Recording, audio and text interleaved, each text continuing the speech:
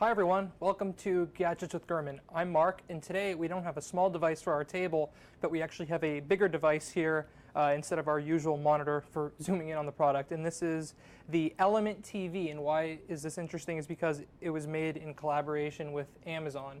So you know how you can buy a Sony TV with Android pre-installed or an LG TV, those had WebOS from the Palm days pre-installed. Now you can get a TV with Amazon's Fire OS pre-installed. So instead of buying a TV and then buying an attachable Amazon Fire 4K set-top box, it's pretty much built in. And over the course of this episode, we'll tell you a bit more about that. And please send in your questions. You can ask us anything about this TV, what's going on in set-top box land with Apple, anything in that area, and we'll be sure to answer it throughout the show. So please send those in on Facebook and Twitter.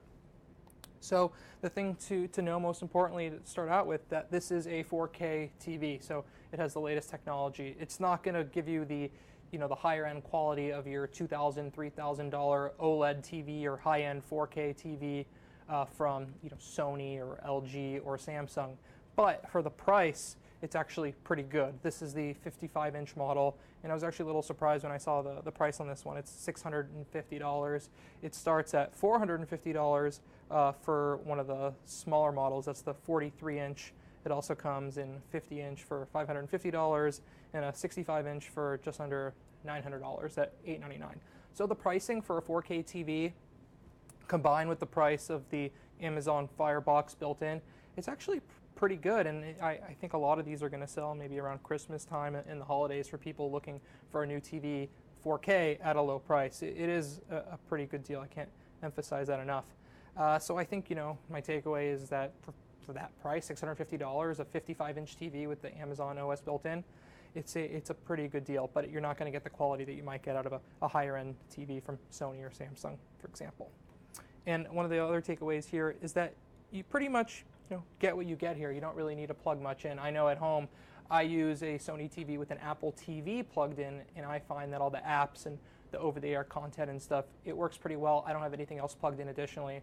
And if I had this TV, and after using the Amazon Fire set-top box for some time at other people's houses, it just turned off here, at other people's houses and whatnot, and trying this out earlier today and preparing for the show, I don't think I really have to plug much additional stuff in with this as well. So I think it would be fun to just take a dive through the interface.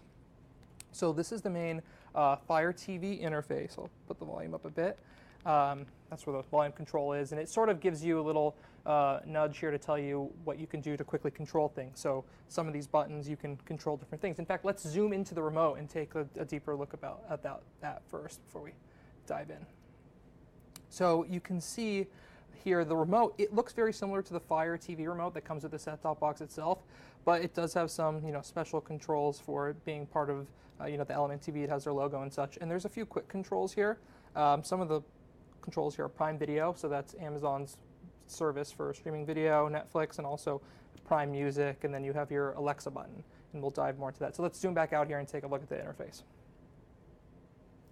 So at the top, you have your home screen, and then you have different tabs for your videos, things that you're watching from different providers, your saved channels, your watch list, what you've been watching, stuff from Prime. And then you have a focus on movies here from across different platforms. You have Prime, HBO, Showtime, and then TV, and then apps. So this set-top box, integrated into the TV, it combines a lot. It combines the apps that you download from the Amazon store, but it also can sync in with live TV over the antenna, and I'll talk about that a little bit later in one of our pro tips. But the first pro tip that I wanted to show you is Alexa support. So sort of like the Apple TV and also on the regular Amazon Fire TV set-top box that you plug in separately, you can tap into Alexa, and you can hold down the microphone button on the remote to do this. So I'll give you an example here. What's the weather? Currently, in San Francisco, it's 67 degrees with partly sunny skies. You can expect more of the same today, with a high of 67 degrees and a low of 56 degrees. So what I like about this is I know I sometimes check the weather on my Apple TV, and it doesn't speak it back to you. Here it automatically does so, and the interface is actually Not many people play with I actually had the opportunity to play with an Echo Show a few weeks ago. The interface is actually very similar, so there's some continuity there. Another thing you can ask is, what are some local restaurants? Here are a few popular ones nearby. So you can see it taps into Yelp, and you can sort of scroll through them and such, and see reviews and all that. Now, also, you can use Alexa to play video. So here's one of my favorite videos. LeBron James block. So you can tap the correct result here, and then it will show you the different places and apps where it thinks you would want to search such a thing. Now, this is a basketball movie. It tied that to LeBron James, which makes sense. You can look for LeBron James in Amazon Music, but you could also jump right into that search query, the LeBron James query, into YouTube. So it searched it, gives you some results, and then you can just watch the video.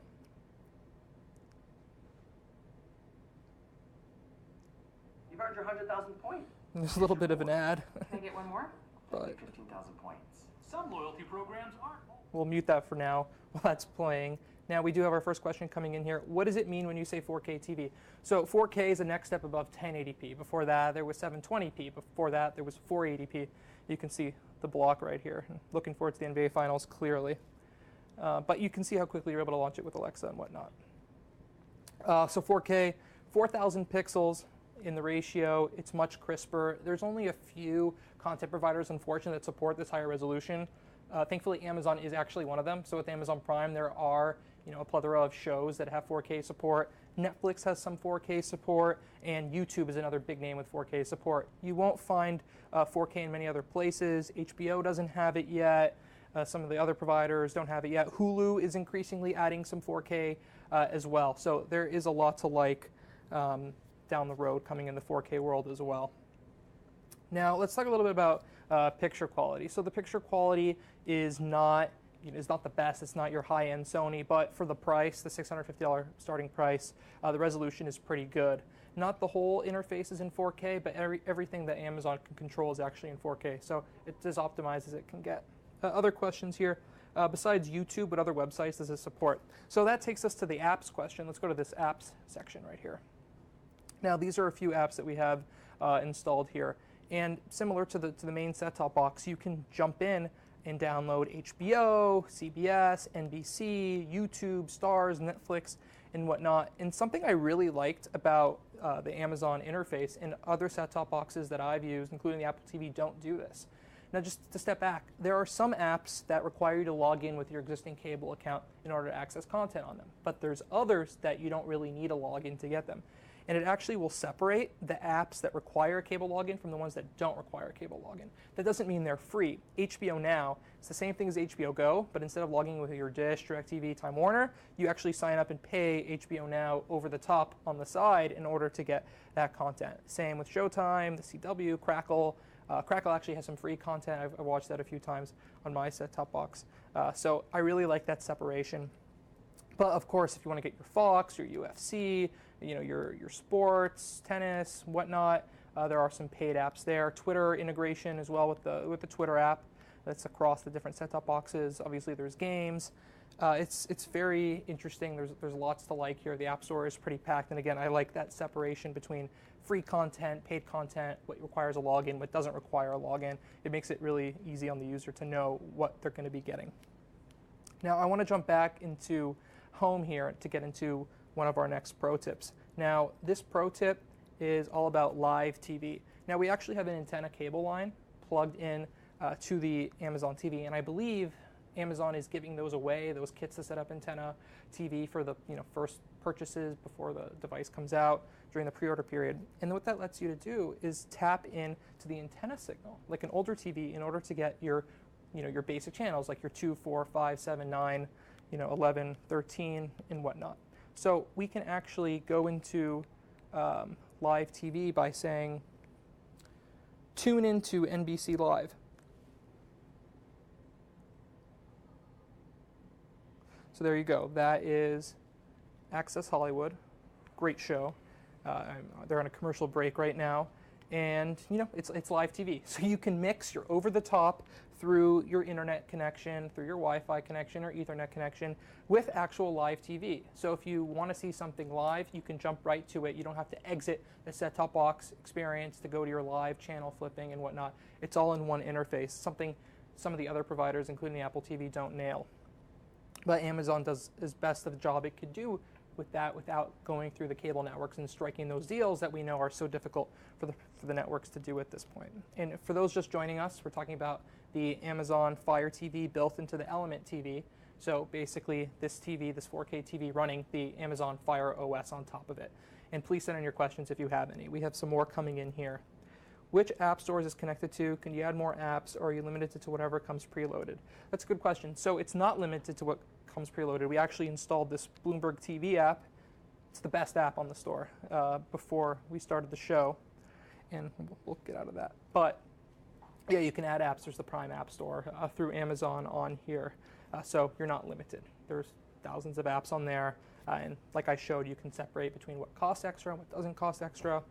Someone else asking here, can you compare this to the Apple TV? It's actually pretty comparable to the Apple TV, but the main difference is, in terms of what we're talking about here, is that the Apple TV is a set-top box that you can plug into any TV, whereas this TV has the Amazon Fire TV set-top box actually built in, so to speak. So it's not a separate device. But of course, you can buy it separately. If you have another TV, like a Sony or an LG and whatnot, you can actually get this interface and all that stuff onto that as well. But you don't get the live TV factor. That's not supported in the set-top boxes currently. And speaking of which, to get live TV, do you still need a cable provider like Spectrum or Verizon Fios? That's a good question. So the live TV tune-in that we did is not connected to a Dish or a Spectrum, a Verizon, a DirecTV, Time Warner. It's actually connected through the main antenna cable line. So it's using a little bit of a cable at the window out there getting a signal. So that doesn't cost extra. You just have to pay for your antenna equipment or your signal receiver and whatnot and plugging it into the TV. So this is not a cable package. These are the basic channels like NBC, CBS, ABC, CNBCs, your sub 10 channels, maybe 13 as well. Another question, what sizes does the TV come in? That's a good question. So these come in 43-inch, 50-inch, 55-inch, and 65-inch variations. This is actually the 55-inch. I think this is a sweet spot for most people, given the price and the general size is pretty good. So I want to talk a little bit more about connecting other devices. So on this main screen, we're here on the main screen, you have your inputs. So just like a normal TV, you can hook in additional devices and jump between them. So we have a PlayStation hooked up into here, and the PlayStation obviously has Blu-ray, and then you have your other HDMIs, your composites, your component cables, and whatnot. So it's your normal TV, pretty versatile. The difference is that the interface on top of it is not your normal TV interfaces. When you buy a TV, usually out of the box, if it's not a quote-unquote smart TV with Wi-Fi like this one, it's just channel flipping, right? There's no interface at all. It's fairly basic aside from the settings. But this is actually a pretty good interface. My Sony TV at home comes preloaded with Android, and I actually don't use it at all, partly because I find it very buggy and the remote control is very confusing, and the process of downloading apps and such is pretty difficult. But this thing is actually pretty intuitive, pretty simple out of the box. It didn't take too long to set up. It only took a couple minutes to port over everything from the live TV antenna we talked about. So it's pretty intuitive, and I really like it. If you already have a TV, you might want to take a look at this or the Apple TV in terms of a connected set-top box. But I don't think that you could have a problem buying this one if you're willing to sacrifice a little bit of a quality for the price. More questions coming in here. Do you download apps through your phone or on the TV? There is actually an app store built into here. So you can go to the app section, right, and you can view all the apps that you already have installed on here, right? And obviously you can install more. And there's also suggested apps. So the app store is basically integrated into here. So you have your apps that are connected already, and then you have your new releases, stuff you might want to download. You have obviously a download section there, testing through Amazon, different channels and whatnot, sports sections, all sorts of stuff. So it's fairly intuitive. I really like it, and I think it's cool that it's built in directly And I think we're going to see more of that. I think we're going to see more TVs. I don't think there's going to be a new, innovative TV that ships without some sort of smart OS built in, whether it's Android, TiVo, or, of course, Amazon's. One more question coming in here. Can you access social media? Well, it depends what you consider social media. It really depends on what apps are available for your favorite social media networks. There's a Twitter application. We showed it earlier in the show. There's YouTube. So pretty much whatever you can get on the App Store, you can access through social media. So this was the Amazon Fire TV, the 4K edition with Element, an Amazon TV set-top box actually built into the TV. Hope you enjoyed, and we'll see you next time. Thanks so much.